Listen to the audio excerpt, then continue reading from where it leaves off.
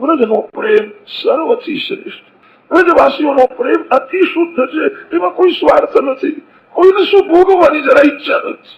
જેને સુખ ભોગવવાની ઈચ્છા છે એ શરીર સાથે જ પ્રેમ કરે, એ પરમાત્મા સાથે શું પ્રેમ કરે, એ સંસાર સાથે પ્રેમ કરે. વ્રજનો પ્રેમ સર્વથી શ્રેષ્ઠ છે. આપણને શ્રી કૃષ્ણનો વિયોગ થયો છે. શ્રી કૃષ્ણ વિયોગમાં માનવનું જીવન કેવું હોવું જોઈએ એ જગતને વ્રજવાસીઓ સમજાવે. આખો દિવસ દાદાને યાદ કરીને રડે, રાત્રે નિદ્રા આવતી નથી, દિવસમાં ભૂખ લાગતી નથી. વ્રજવાસીઓ શ્રી કૃષ્ણનું સ્મરણ કરતા તન્મય બને છે.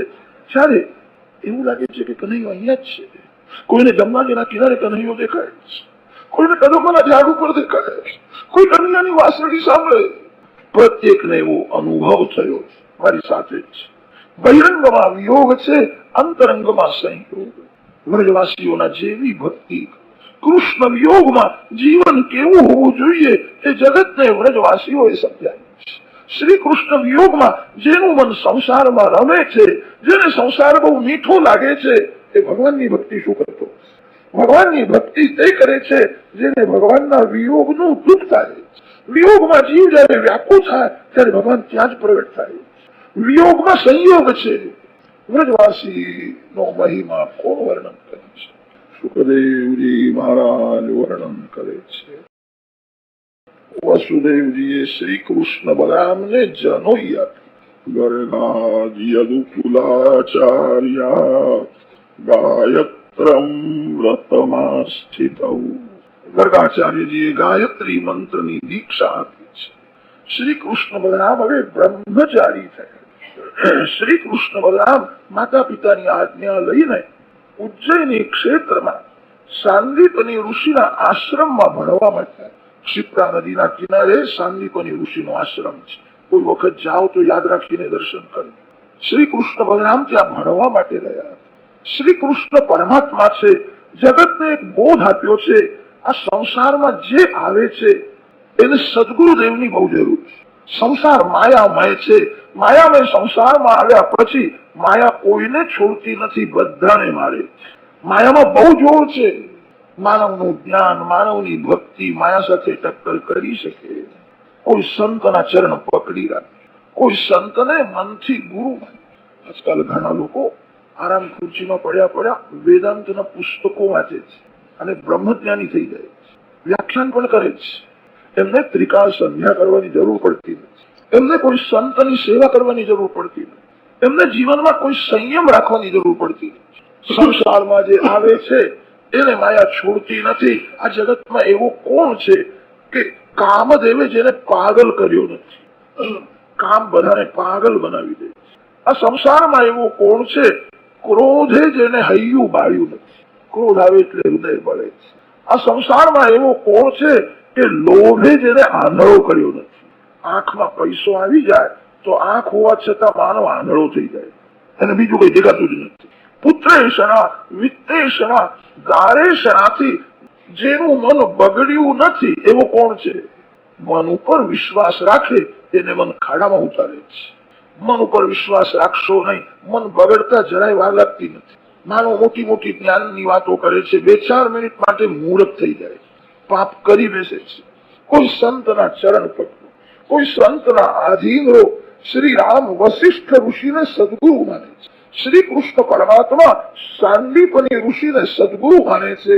શ્રી રામ શ્રી કૃષ્ણ પરમાત્મા છે. જગતને બોધ આપ્યો પરમાત્મા સંસારમાં આવે તો એમને પણ સદગુરુદેવની જરૂર છે. માયા વિલક્ષણ છે. માયામાં બહુ જોર છે. સંસાર માયામય છે. જ્યાં જુઓ ત્યાં માયાનું જ રાજ છે.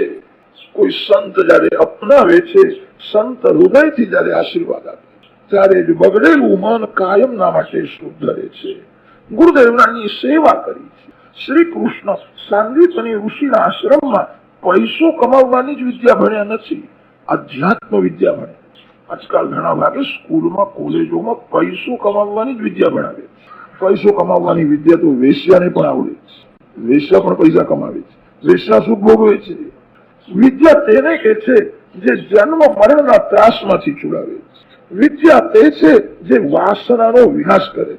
વિદ્યા તેને કે છે જે પરમાત્માના ચરણે લઈ જાય છે.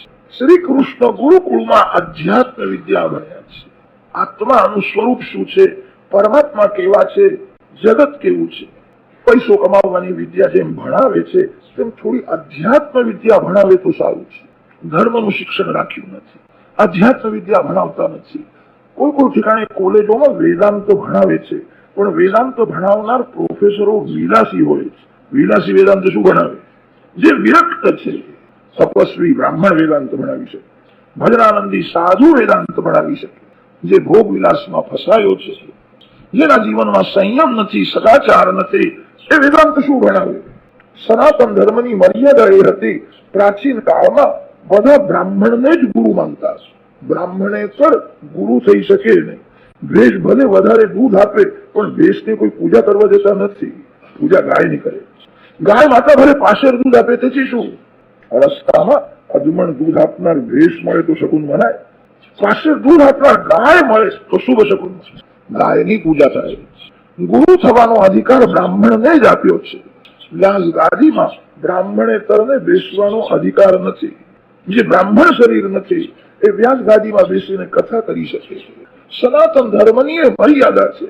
કેવલ જાતનો બ્રાહ્મણ નહીં, જે 3 વાર સંધ્યા કરે, જેના જીવનમાં સંયમ છે, તપશ્ચર્યા છે, એવો તપસ્વી બ્રાહ્મણ એ જ ગુરુ થઈ શકે. હવે તો બધું જ બદલાયું. આજકાલના શિષ્યો બધા ખુરશી ઉપર બેસી રહે છે અને પેલા પ્રોફેસર ઉભા થઈને બધું વ્યાખ્યાન કરે છે. ગુરુ ઉભા રહે છે અને શિષ્ય બેસી રહે છે. બધું જ બદલાયું. પ્રાચીન કાળમાં એવું હતું કે બ્રાહ્મણોને વિદ્યા, પરિપૂર્ણ વિદ્યા આવડતી હતી. એક જ ગુરુ બધા વિષયો ભણાવી શકે. આજકાલ તો એક એક ગુરુ એક એક વિષય ભણાવે છે. એને બધા વિષયોનું જ્ઞાન જ નથી. બ્રાહ્મણોને પરિપૂર્ણ જ્ઞાન એ બધું ભણાવી શકતા. પૈસો કમાવવાની વિદ્યા જેમ ભણાવે તેમ સાથે સાથે અધ્યાત્મ વિદ્યા ભણાવવાની જરૂર છે. આત્માનું સ્વરૂપ શું છે, આ જગત શું છે, પરમાત્મા ક્યાં છે, આનંદ કેવો હોય છે, વિદ્યાર્થી જીવનમાં એને બરાબર સમજાવે તો વિદ્યાર્થી સુખી થશે, એ કુટુંબને સુખી કરશે, એ દેશને પણ સુખી કરશે.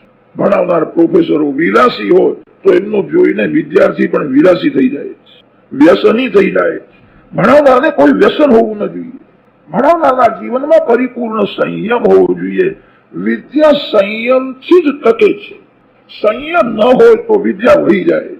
જે ઘડામાં તમારે પાણી ભરવાનું છે એ ઘડાની તમે બહુ કાળજી રાખો છો, ઘડાને કાણવું પડે તો પાણી બહાર નીકળશે. આ શરીર ઘડો છે, આ શરીર ઘડામાં જ્ઞાન રૂપી જળ ભરવાનું છે. ઇન્દ્રિય રૂપી છિદ્રોને બંધ રાખો.